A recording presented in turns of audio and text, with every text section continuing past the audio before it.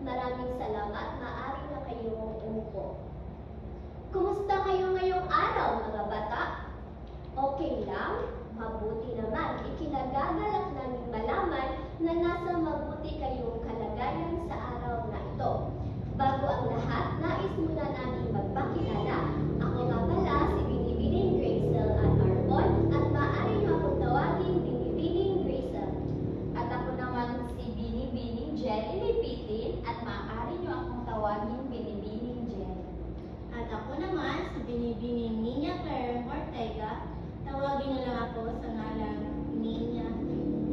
Ayan. Ngayon, nais ko muna tanungin kayo kung may lumiban ba sa ating klase ngayon. Wala? Aba, magaling. Palakpakan natin ang ating mga sarili dahil nagpapakita lamang yan na interesado kayong matuto sa araw na ito. Ngayon, bago kayo tumungo sa ating bagong paksang pag-aaralan, ay magkakaroon muna tayo ng pagbabalik-aral. Sino dito ang makapagsasabi sa akin kung ano ang ating pinag-aralan kahapon? Iha? Magaling! Ang ating pinag-aralan kahapon ay patungkol sa pandiwa. Ano nga ulit ang pandiwa? Tama, ito ay mga salitang kilos. Ngayon, magkakaroon tayo ng isang laro. Gusto niyo bang maglaro? Ayan! So, inaanyayahan ko kayong lahat na tumayo. Ngayon, magbabanggit si Binibini ng mga pandiwa ng mga salita. At nais kong isagawa ninyo kung ano man ang pandiwa na aking sasabihin. Una, ang tumawa. Ipakita ninyo ang inyong mga mukha na tumawa. Ayan, magaling. Paano naman pag umiyak? Ayan. Paano naman pag tumalon? Yan, magaling. Tumalon tayong lahat. Paano naman ang kumimbot? Ayan, kumimbot. Magaling. Palakpakan natin ang ating mga sarili. Salamat sa inyong partisipasyon. Maaari na kayong umupo. At ngayon na nakikita ko sa inyo na may natutunan kayo sa ating nakaraan na aralin at nakikita ko rin sa inyong mga mukha na excited na kayong matuto sa ating susunod na paksang pag-aaralan, ay may susunod muna tayo na gagawin. At ito ay ibabahagi ni Binibining Jelly. Salamat Binibining Grazel. Ngayon ay may inihanda ako maikling kwento na pinamagatang ang bakasyon ni Nina.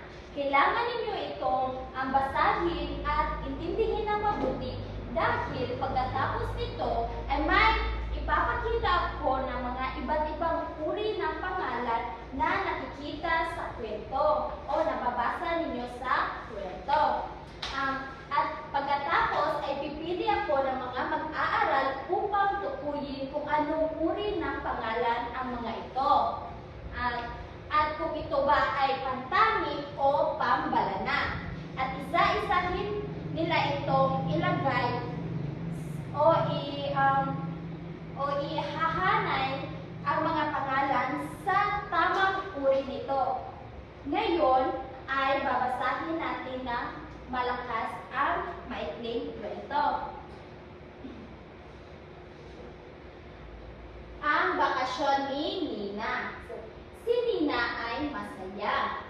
Sabado ngayon, pupunta sila sa probinsya nila sa Batangas. Sumakay sila sa isang malaking bus. Kasama niya ang kanyang nanay, tatay, at ang kapatid niyang si Kiko. Pagdating sa Batangas, sinalubong sila ni Lola Fe.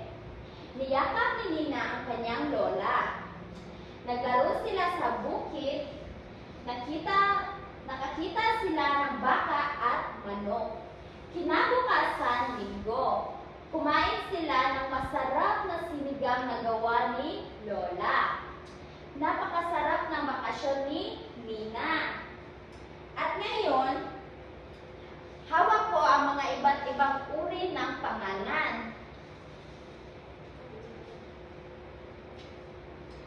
At ito ay ilalagay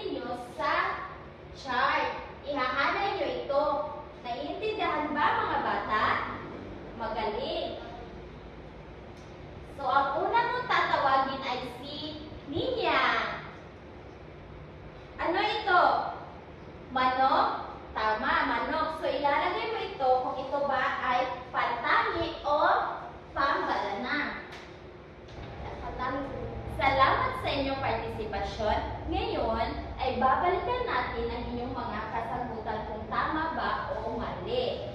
So, ngayon, tatalakayin muna natin kung ano ang pangalan at ang dalawang uri nito. Maaari ba binibining niya? Salamat, Binibining Jelly. So, ngayon, tatalakayin natin kung ano ba ang pangalan. Ang pangalan, ito ay isang mahalagang bahagi ng pag-aaral ng wikang Pilipino. Ito ang isang tubig ng pananalita na tumutukoy sa ngalan ng tao, bagay, lugar, pangyayari at kaisipan. At ang pangalan ay may dalawang uri. Ito ang pangalang pangtangi at pambalana. Ang pangalang pangtangi, ito ang mga pangalan na nagsasabi ng tiyak na pangalan ng tao, bagay, hayop, lugar, o pangyayari. At ito ay nagsisimula sa malaking letra. Tulad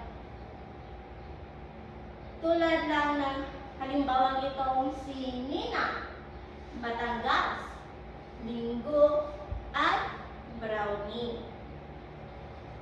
At sa pangalang pambalana naman, Pangalang pambalana.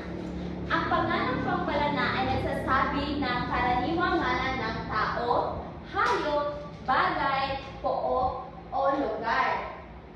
Nagsisimula ito sa maliit na letra.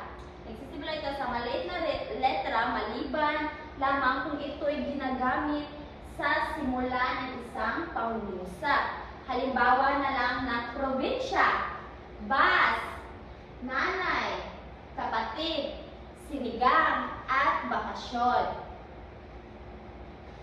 Ngayon na tapos na ang ating diskusyon at alam ko na alam na ninyo kung ano ang ibig sabihin ng pangalang pangtangi at pambalana.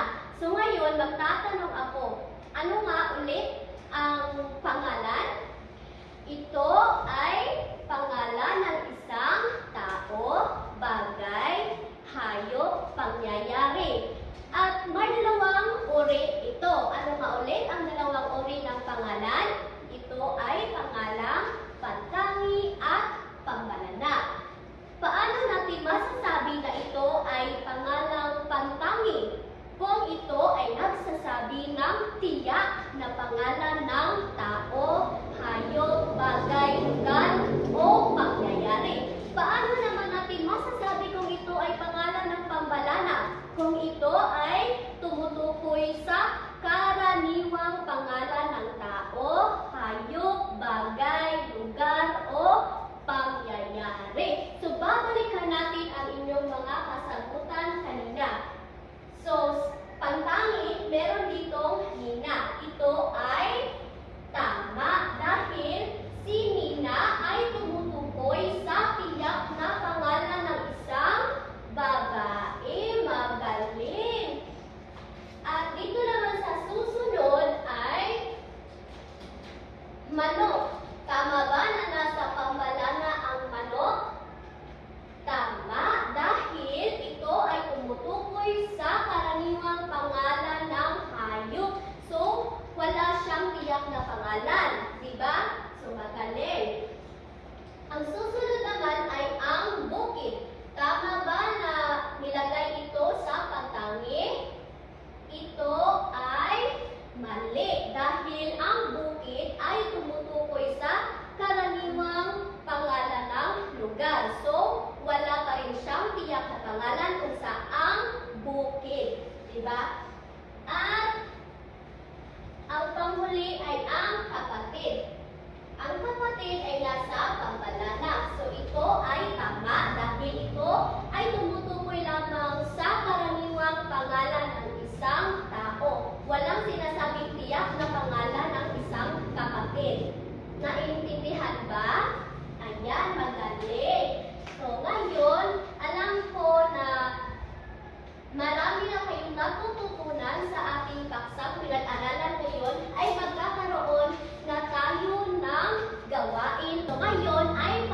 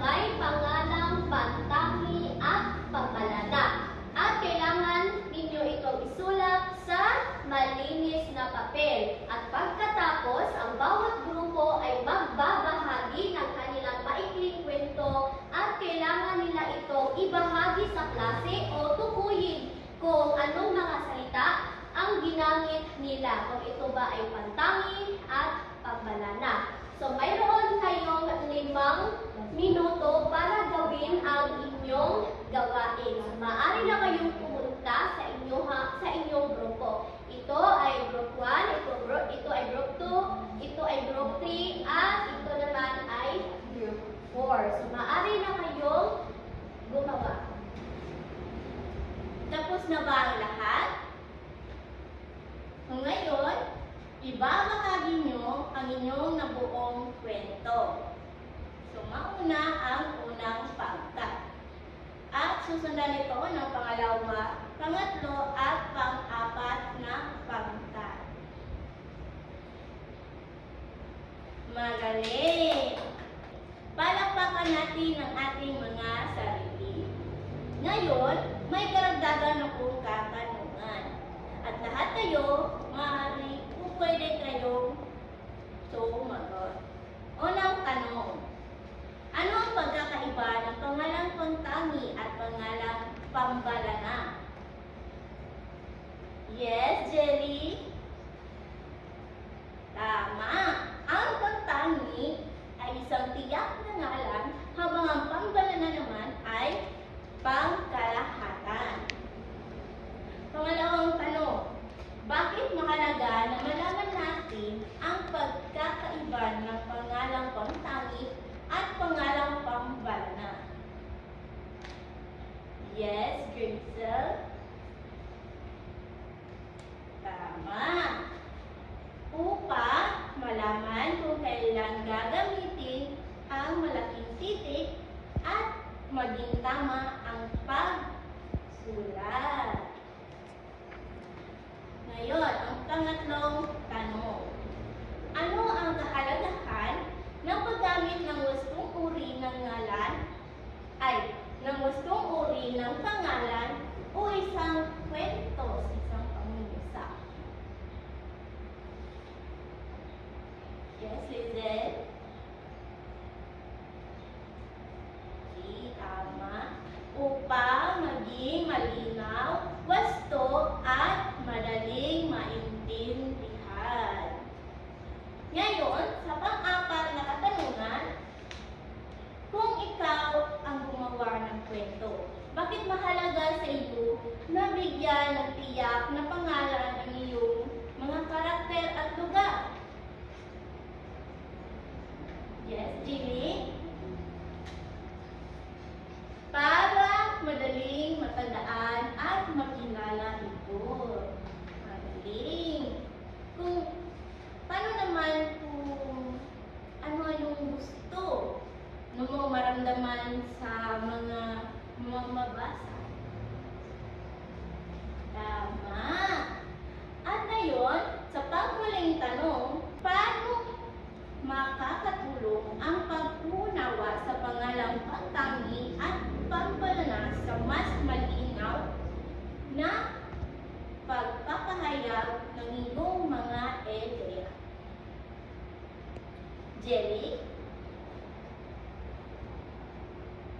Galing. Para maiwasan ang pagkakalito at maipapahayag ng maayos ang ating sasabihin.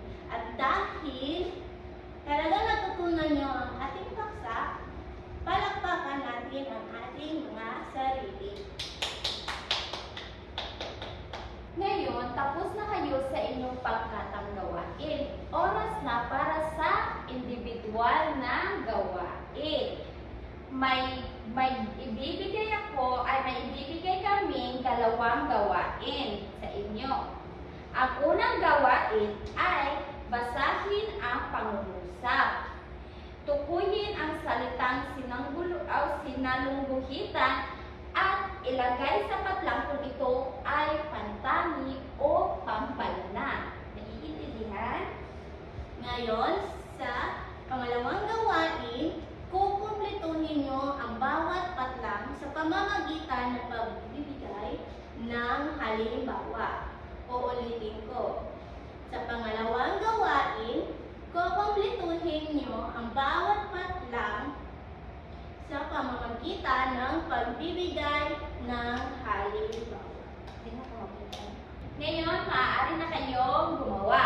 Huwag muna kayong makipag-usap sa inyong mga katabi para mabilis kayo matapos. Naiintindihan?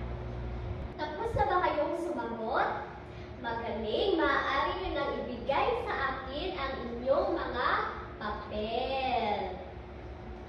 Akin na, binibigyan niya. Ayan. Ngayon, ay bibigyan namin kayo ng